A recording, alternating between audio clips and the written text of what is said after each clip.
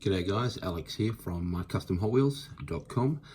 Today I'm putting together a quick video to go with the article on how to hinge Hot Wheels.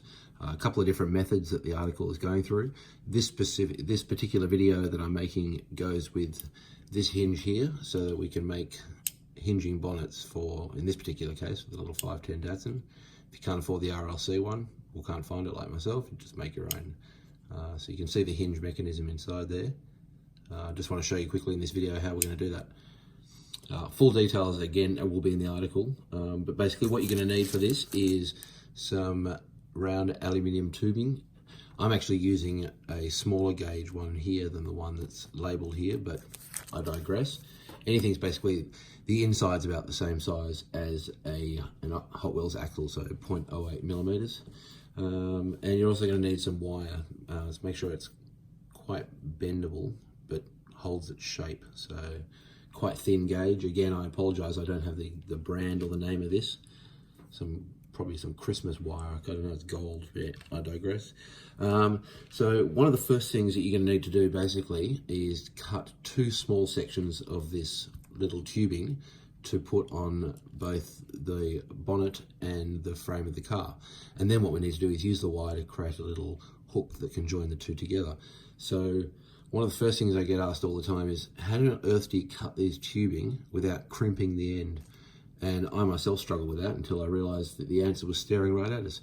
So what you need to do is take your wire and insert it through the entire thing. Probably put it maybe 2 or 3 inches extra, because we're going to need extra. And then simply, now we've done that, now what we want to do is cut our tubing to create our first pivot point for our axle. So probably between 5 millimeters and 10 millimeters in length. I usually go for closer to 5, about that long, you can see. So then I'm going to cut that with the wire inside it as well.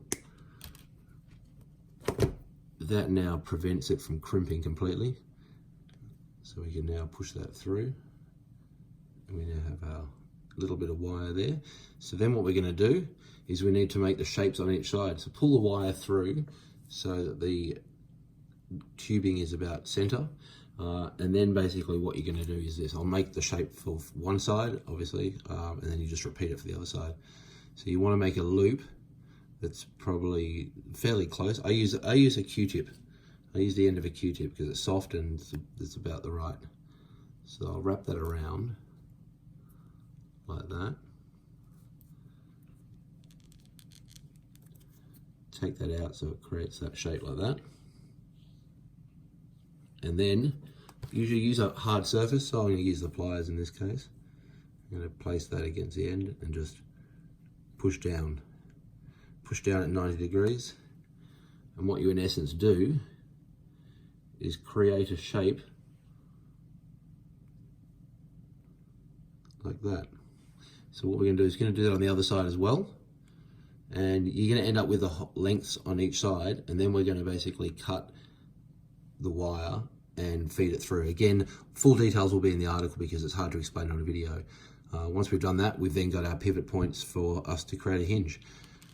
Thanks for watching.